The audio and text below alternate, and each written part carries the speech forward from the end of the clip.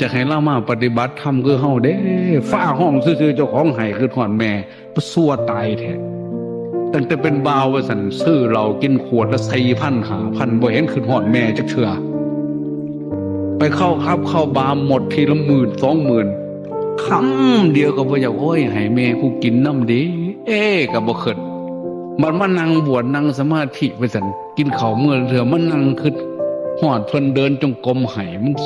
พอมากอกดึกหัวเจ้าของคือหยังนะแต่กี้ซึ่งมาบ่คิดฮอดเพิ่นใจมันแข็งกระด้างบ่มีหูหอมทำเดินจงกรมไปฟ้าร้องตึ้งใจอ่อนโยนโอ้ยแม่กูคือสิคิดฮอดลูกน้อได้ยินเสียงฟ้าห้องโยกมือขึ้นนบสาธุเด้ออย่าให้แม่ผู้ขาขึ้นฮอดผู้ขาเด้อให้ผู้ขาขึ้นฮอดแม่ผู้เดียวย่านแม่ทุกข์ขึ้นฮอดเจ้าของเพิ่นบ่ได้ฝึกหัดคือ